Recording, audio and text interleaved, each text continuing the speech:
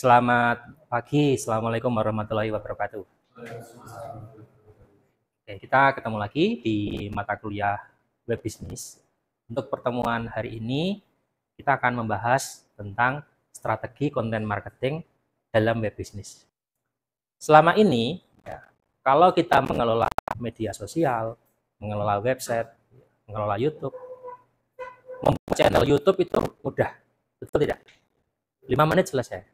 Bikin akun di TikTok, bikin akun di Instagram, butuh berapa menit?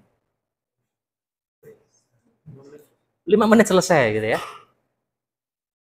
Bikin web di WordPress, di Blogspot, apalagi itu ya, login by Google, nggak sampai 5 menit sudah selesai.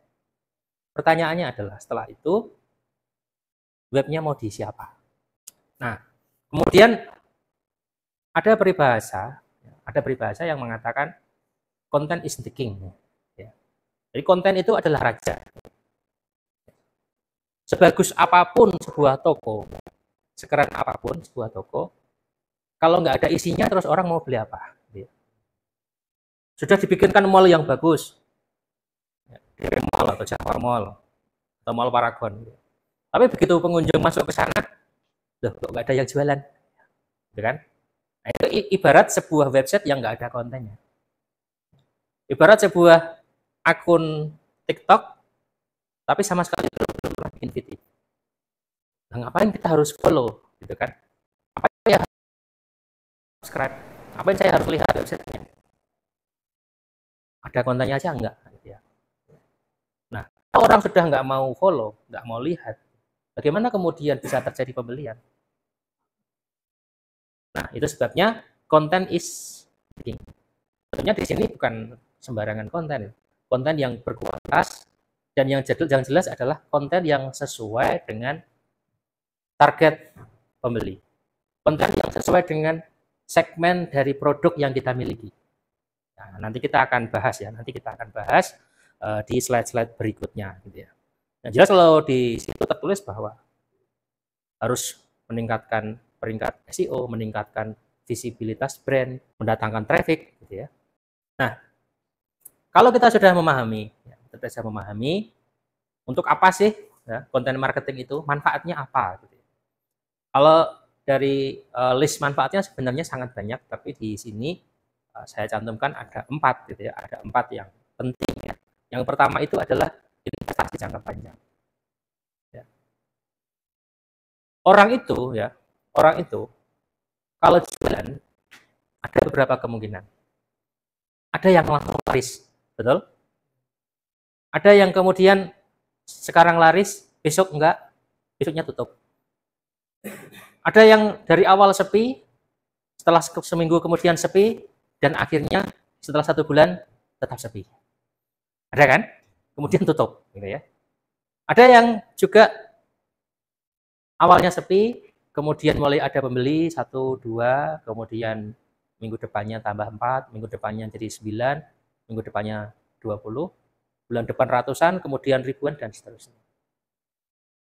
Nah, di dalam konten marketing, ya, salah satu tujuannya itu adalah investasi jangka panjang.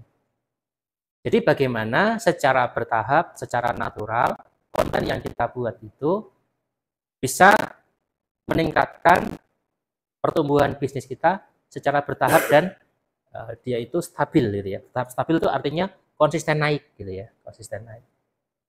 Nah, ini ada hubungannya dengan jadi urutan orang membeli gitu ya. Orang membeli produk. Yang pertama itu harus tahu bahwa kita itu jualan. Kemudian setelah dia tahu, ya, kemudian dia tertarik. Kayaknya bagus nih produknya, kayaknya sesuai dengan kebutuhan saya. Kemudian yang ketiga itu ada yang namanya desire. Desire itu kalau di Indonesia kan istilahnya itu sangat ingin memiliki, ya, sangat ingin membeli. Nah, ini biasanya kalau di dalam itu hanya yang jual melalui WA, melalui DM. Ya. DM TikTok, DM IG gitu ya. Dan yang keempat gitu ya, itu adalah action. Ada yang menyebutnya action, ada yang menyebutnya closing, ada yang menyebutnya pembelian. Jadi orang itu sudah membeli produk yang kita jual. Dari nomor 1 sampai nomor 4 ini butuh proses. Ini butuh proses. Kadang-kadang kita berharap begitu kita posting di WA, kayaknya langsung laku banyak. Padahal kenyataannya nggak seperti itu. Gitu. Orang mengabaikan. Dulu tok, gitu. Lihat saja. Yang lihat status WA banyak, tapi jangankan yang membeli. Yang tanya-tanya aja nggak ada. Nah, itu berarti berhenti di tahapan nomor 1. Harus batas tahu. Batas tahu, tapi mereka belum tertarik. Nah, bagaimana supaya tertarik? Ya, kita harus konsisten. Kita harus konsisten, pelan-pelan mengedukasi para calon pembeli ini bahwa yang kita jual itu memang cocok untuk mereka. Kemudian berikutnya adalah meningkatkan brand awareness. Masih di sini itu tadi ya. Jadi brand awareness itu orang itu tahu bahwa kita itu jualan, bahwa kita itu berbisnis. Dari mana? Ya tentunya dari konten yang kita posting. Ya. Mungkin pada saat awal-awal posting di status WA atau di TikTok atau di website ya, atau di YouTube itu sekedar lewat. Orang sekedar lewat ya. Tapi begitu besok posting lagi, besoknya posting lagi, rutin ya, rutin ya. Maka perlahan tapi pasti brand awareness kita itu akan meningkat. Kemudian yang ketiga itu meningkatkan traffic. Seperti tadi ya. Kita sudah punya toko, sudah ada mall gitu ya. Sudah bikin mall, bikin toko, bikin ruko dan sebagainya. Tapi kalau dalam kesehariannya nggak ada orang yang lewat di depan toko kita gitu ya, atau nggak ada orang yang datang ke toko kita, itu artinya kita nggak punya traffic, nggak punya kunjungan. Nah, dengan adanya kita yang brand awareness-nya semakin meningkat, maka nanti berpeluang orang itu datang ke tempat kita secara langsung. Itu artinya meningkatkan traffic. Kunjungan meningkat. Kalau kunjungan meningkat ya, datang gitu ya. Orang itu kadang kalau berminat itu kan datang langsung ke kantor, datang langsung ke toko, datang langsung ke tempat kita jualan. Nah, begitu mereka datang, pasti akan tanya-tanya kan? Pasti akan tanya-tanya, sehingga nanti berpotensi terjadinya konversi. Yang tadinya harus batas calon pembeli, akhirnya dia menjadi seorang pembeli yang menjadi pelanggan, menjadi customer gitu ya. Itu adalah 4 manfaat dari konten marketing. Nah, kemudian ada beberapa contoh jenis konten marketing. Dari keempat jenis ini, siapa yang sama sekali belum tahu? Yang pertama apa? Post. Terus? Webinar. Kemudian testimonial. Terus? Expert video.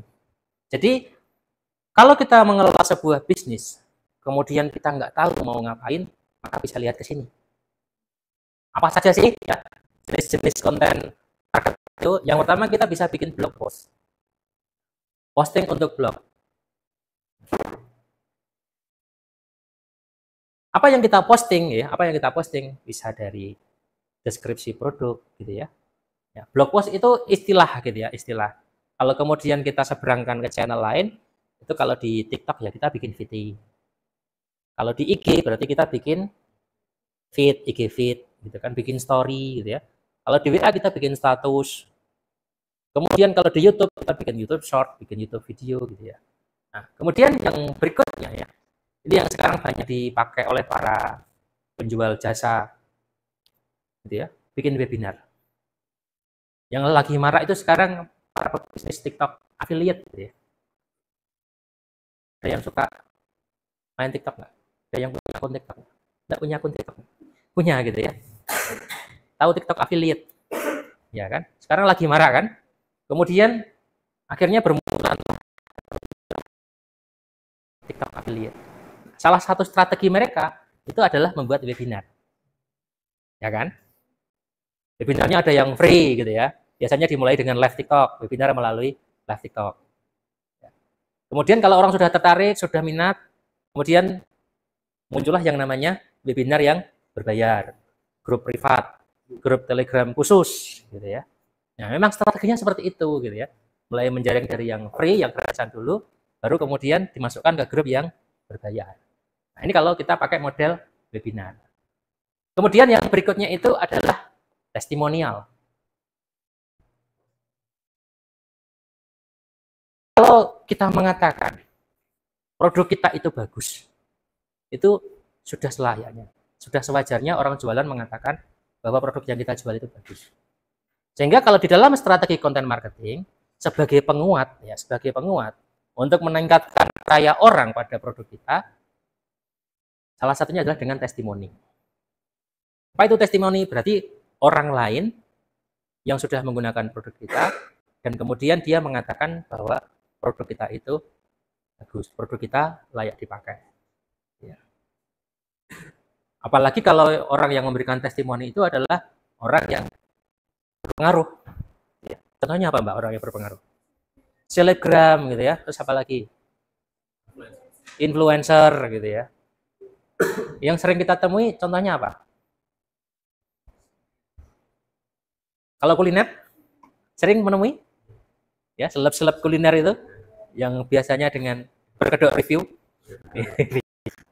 Ya, ada yang reviewnya natural, tapi kalau kita mengamati ada yang memang reviewnya itu sudah setting gitu. Nah, itu sebenarnya bentuk lain dari strategi terkini tentang testimonial. Jadi testimoni yang tersembunyi gitu ya, itu lebih bagus daripada kita cuman bikin capturean status, capturean percakapan WA dari pembeli bahwa produknya oke, bentuk lainnya seperti itu, ya dari influencer testimoni. Terus yang berikutnya adalah explainer video. Ada yang tahu apa itu explainer video? Apa Mas? Apa Mbak? Kira-kira apa? Explainer video itu? Ya, ya, penjelasan tentang produk, deskripsi produk, manfaatnya apa, bagaimana cara pemakaian produk, gitu ya. Bagaimana cara kalau misalnya skincare, bagaimana cara urutan penggunaan, gitu ya. Nanti jangan-jangan yang dipakai malah sunscreen misalnya, gitu ya. Salah ya gitu ya. Ada urutannya ya. Harus dicuci muka dulu misalnya gitu ya. Harus pakai pelembab dulu dan seterusnya. Nah itu bisa dibuatkan yang namanya explainer video, ya, video penjelasan. Nah, ini adalah beberapa tipe kontennya, gitu ya. Beberapa tipe. Bisa berupa video, ya. Biasanya ini yang kayak sekarang TikTok gitu ya, kontennya berupa video. Kemudian bisa berupa grafik. Kalau grafik itu contohnya kalau di Instagram biasanya posting gambar gitu ya. Kemudian yang written itu berarti tertulis dalam bentuk teks. Ini biasanya blog post, artikel blog, artikel web. Walaupun sekarang di TikTok pun itu juga ada ilmunya untuk meningkatkan visibilitas, meningkatkan SEO. Jadi bagaimana caranya kalau orang nyari di TikTok dengan kata kunci yang ditargetkan, maka konten kita bisa muncul nomor 1. Video kita bisa muncul nomor 1. Nah itu ada ilmu writingnya, ilmu menulisnya. Kemudian tipe konten audio gitu ya. Kalau audio itu ya berarti kayak yang di podcast-podcast yang nantinya mau diunggah di Spotify gitu ya. Itu biasanya yang audio only gitu ya.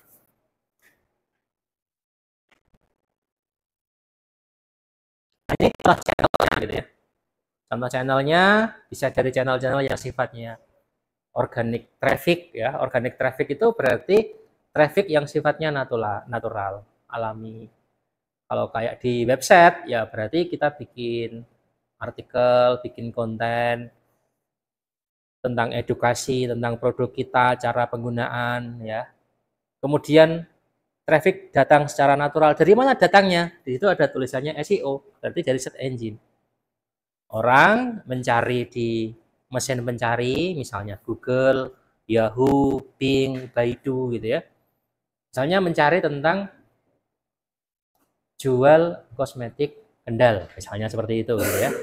Nah, begitu itu diketikkan, maka nanti di Baidu-nya atau di Google-nya atau di Yahoo atau di Bing, website yang kita punya itu muncul di peringkat utama, ya, peringkat teratas gitu ya. Nah, itu SEO, Search Engine Optimization. Jadi bagaimana mengoptimalkan hasil yang muncul di mesin pencari. Kemudian yang berikutnya itu adalah paid search traffic. Paid search itu berarti paid atau paid traffic ya, kalau secara generalnya itu adalah traffic yang berbayar. Traffic yang berbayar itu ada Google Ads. Kalau di TikTok ya ada TikTok Ads. Biasanya kalau muncul di video TikTok itu kita suka lihat bersponsor gitu ya. Nah, itu contoh dari paid traffic. Traffic yang berbayar. Artinya kita sebagai pemilik VT itu mengeluarkan sejumlah uang supaya bisa mencapai lebih dari traffic yang normal. Kalau di TikTok itu biasanya kan umumnya 200 gitu ya. Kecuali kalau dia FYP gitu kan, FYP baru kemudian dia trafficnya meledak. Tapi kan naturalnya 200. Nah, kalau kita pakai paid traffic, ya berarti sesuai dengan anggaran kita. Semakin besar anggaran yang dikeluarkan, semakin banyak traffic yang masuk. Apakah kalau traffic banyak yang masuk itu pasti terjadi pembelian? Ya belum tentu. Tetapi secara logikanya, semakin banyak traffic yang datang, maka dimungkinkan terjadinya potensi pembelian itu juga semakin besar. Berarti di situ nanti saat traffic itu datang dalam jumlah yang besar, kemudian kok tidak terjadi pembelian, maka analisis kita di situ harus bermain. Ini kenapa? Ya. Yang salah di mana? Apakah di iklannya? Apakah di setting audiennya gitu ya? Jangan-jangan kita jualan kosmetik, tapi yang ditargetkan itu misalnya anak-anak usia SMP laki-laki. Gitu. Ya yang mau beli ya sedikit gitu ya. Kalau anak-anak SMP gitu kan, apalagi yang cowok ya nggak begitu mikir kosmetik gitu kan. Kulitnya ireng ya sudah gitu misalnya gitu ya. Mau wajahnya berminyak ya tidak apa-apa, nanti bisa buat goreng-goreng malah seperti itu gitu. Jadi harus ada analisis di sana. Kemudian yang berikutnya itu email marketing. Email marketing ini mungkin memang nggak begitu populer ya, tapi sebenarnya banyak dipakai. Kalau kita daftar di layanan tertentu gitu ya, itu kan biasanya ada tulisan subscribe newsletter. Gitu. Kemudian setelah itu 1 hari, 2 hari sampai berikutnya setiap hari kita dikirimi dari pemilik layanan tersebut. Nah, itu email marketing gitu ya. Kemudian ada link building. Ya, link building ini biasanya kalau kita di dalam web bisnis itu ada website, kemudian bikin website lagi, kemudian sampai banyak gitu ya. Atau kita bikin jejaring dengan teman-teman kita. Nah, kemudian kita membentuk jejaring misalnya dari website A ditautkan ke website B, dari B ke C dan seterusnya. Nah, itu strategi namanya link building. Podcast ya, podcast tadi sudah, contohnya di dulu itu pionirnya adalah Spotify, kemudian muncul YouTube, dan sekarang podcast itu bisa dimanapun gitu ya, bisa di live TikTok, bisa di live IG, bisa di live YouTube, bisa di live Facebook gitu ya. Ini contoh channelnya. Nah, sekarang urutannya ya, bagaimana cara membuat konten marketing. Yang pertama itu adalah start with a goal. Jadi mulailah dengan tujuan. Tujuannya apa sih ya? Tujuannya itu apa dulu? Apakah tujuannya mau meningkatkan penjualan? Ataukah tujuannya itu sekedar yang penting orang tahu? Jadi ada yang selling, ada yang brand awareness. Nah itu nanti beda gitu ya, strateginya beda. Kemudian know your customer. Jadi ketahui siapa sih orang yang mau menggunakan produk kita.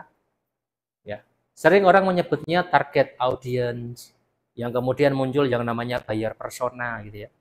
Jadi ciri-ciri khusus orang yang mau beli produk kita. Ya, misalnya jualan manage apa itu service printer gitu ya. Mas Bagas ini sebagai seorang mahasiswa dia sambil usaha berbisnis service printer. Nah, service printer berarti dia harus menentukan dulu siapa nih target saya ini. Ya, karena dia freelance misalnya, oh yang ditargetkan misalnya kantor-kantor pemerintah. Jadi dia khusus setelah dia menetapkan targetnya gitu ya, atau misalnya yang ditargetkan adalah teman-teman mahasiswa yang punya printer. Nah, biasanya kan kalau banyak tuh mahasiswa punya barang, punya perangkat, tapi nggak tahu cara pakainya, nggak tahu cara benerinnya. Gitu. Nah itu pasar yang khusus ya, spesifik. Gitu. Nah kemudian tujuannya itu lebih didetailkan. Ya. Tujuannya itu lebih didetailkan. Nah, bagaimana caranya teman-teman mahasiswa saya itu tadi mau menggunakan layanan dari saya. Terus habis itu bikin outline tekniknya. Oh berarti cara saya adalah saya akan minta kontak WA dari teman-teman sekelas saya dulu. Kemudian saya akan minta mereka menyimpan nomor saya. Habis itu kemudian setiap hari saya akan bikin status di WA. Kemudian set budget. Ya, set budget berarti dia bikin anggaran. Anggarannya berapa sih untuk konten marketingnya? Ya, misalnya Mas Bagas ini sebagai pemilik usaha nggak bisa desain sendiri. Ya. Punya konsep tapi bikin desain nggak bisa. Atau bikin video yang bagus nggak bisa. Harus nyewa orang. Nah itu berarti dia harus bikin anggaran. Misalnya untuk 1 bulan, satu konten dihargai 30-50 ribu ya, atau 40 ribu. Berarti 1 bulan untuk anggaran untuk pembuatan konten adalah 1.200.000. Nah contoh seperti itu gitu ya. Nah kemudian membuat yang namanya marketing plan. Marketing plan itu adalah rencana pemasaran gitu ya, rencana pemasaran. Dimulai tadi ya, dimulai dari membuat deskripsi produk, ya. Kemudian menentukan channel yang mau dipakai itu channel apa. Setelah itu kemudian, oh ini berarti tahu target audiensnya siapa dan seterusnya. Ya, mungkin sampai sini ada pertanyaan dulu sebelum kita lanjutkan. Ya Mas Heri, silakan. Oh belum ada gitu ya. Saya tunjuk jari tak pikir mau tanya apa gitu ya. Belum ada ya. Baik, kita lanjutkan dulu. Nah ini ya lebih spesifik tentang strategi marketingnya. Mulai dari bisnis goal, membuat buyer persona, membuat konten kalender dan konten map. Nah, ya. Artinya di sini bikin tujuannya dulu. Setelah bikin tujuan, kemudian menentukan buyer persona. Buyer persona itu orang spesifik siapa yang mau pakai produk kita. Kemudian bikin konten map, di mapping ada berapa jenis konten, mau diposting di channel mana saja. Ya, tentunya sesuaikan dengan kekuatan kita sebagai pemilik bisnis, sanggup nggak mengelola banyak channel gitu ya. Kalau sanggupnya TikTok sama IG, ya sudah TikTok sama IG dulu aja. Kemudian membuat konten kalender.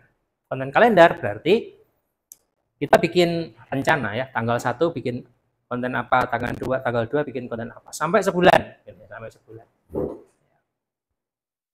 Oke, ada pertanyaan Pak Yeti? Silakan kalau ada pertanyaan. Oh tadi sudah ya tanya-tanya ya. Ya silakan. Kan memasarkan barang strategis. Ya. Saya punya mau pengen jual laptop second gitu untuk mempengaruhi pelanggan bisa biar dia membeli produk kita itu. Nah, laptop second. Siapa target audiens laptop second? Pertama, orang kantoran gaji minimal atau gaji sedikit atau gaji UMR, tapi dia pengen kerja administratif. Mahasiswa yang butuh untuk mengerjakan tugas, tapi budgetnya minimal. Nah, bagaimana nanti strategi marketing untuk kontennya? Maka yang bisa dilakukan adalah biasanya laptop second itu kan dulu X brand, top brand gitu ya. Nah, maka tunjukkan bahwa melalui video misalnya, bahwa kinerjanya itu laptop ini bisa untuk Adobe Photoshop, bisa untuk Corel Draw, bisa untuk nonton YouTube, bisa untuk edit dengan CapCut itu misalnya gitu ya. Tapi harganya bagaimana? Cukup dengan 30% dari anggaran laptop baru. Anda sudah bisa bekerja selayaknya dengan laptop yang sekarang, yang sama, yang baru. Caranya begitu, strateginya. itu kan pasti garansinya pendek. Nah, itu artinya begini. Ada orang yang itu kekhawatiran ya, kekhawatiran dari target audiens, jangan-jangan nanti saya beli laptop second itu rusak bagaimana? Maka tawarkan warna jual yang bagus. Khawatir laptop Anda rusak, serahkan pada kami. Cukup dengan biaya maintenance 250.000 selama 1 semester, maka Anda dapat free service dari kami selain produk, selain spare part. Oh, dapat penghasilan tambahan malah. Jadi jadikan kekhawatiran orang itu sebagai tambahan penghasilan. Gitu caranya. Pas udah masa garasi habis misalnya seminggu ya, 3 bulan ya rusak, dia minta ganti. Padahal kita sudah nggak punya produk itu ganti. Itu artinya kita harus bikin SOP yang jelas. Jadi di dalam berbisnis itu kita tidak boleh melibatkan perasaan. Yang kita pakai itu SOP, standar operasional prosedur. Apalagi kita jual produk second, harus jelas aturannya bagaimana, rule-nya seperti apa. Jadi jangan hanya bahasa marketingnya yang bagus, tetapi juga harus dilengkapi dengan sistem yang baik. Jadi begitu mereka 3 bulan datang kemari, ya kemarin Ibu sudah tanda tangan di sini. Ini adalah term and condition-nya seperti ini. Gitu. Jadi harus diedukasi juga marketnya. Jangan hanya dikasih video jualan-jualan yang bagus, yang manis, tapi kasih mereka edukasi. Kalau Bapak Ibu membeli produk kita, maka nanti layanan personal jualnya garansinya adalah 1 minggu. Selebihnya, kalau Bapak Ibu mau free service, harus berlangganan jasa maintenance di kita itu 1 semesternya atau 6 bulannya 250.000. Itu free biaya service. Kayak kalau kita beli produk itu kan sekarang ada extended warranty ya. Tapi kita harus keluar uang. Nah, itu tadi caranya begitu. Jadi, kalau di dalam kacamata pebisnis, semua itu adalah uang. Ada masalah, ada uang.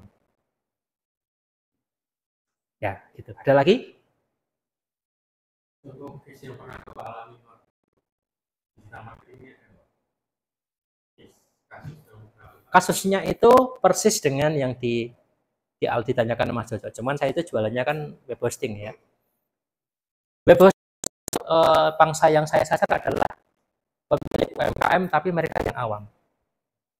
Nah, web hosting yang saya jual harganya lebih mahal dari web hosting yang ada di pasar. Kenapa lebih mahal? Karena saya menawarkan free maintenance, free service saat kena serangan, kena hack, kena virus, gitu ya. Kenapa itu kekhawatiran orang-orang? Jadikan kekhawatiran mereka itu sebagai tambahan penghasilan buat bisnis kita. Akhirnya rela mengeluarkan uang yang lebih banyak untuk produk yang sama. Itu case yang saya alami. Ada lagi? Sudah? Oke ya. Kalau gitu materi untuk hari ini saya cukupkan sampai di sini. Insya Allah kita ketemu lagi minggu depan. Selamat pagi. Assalamualaikum warahmatullahi wabarakatuh.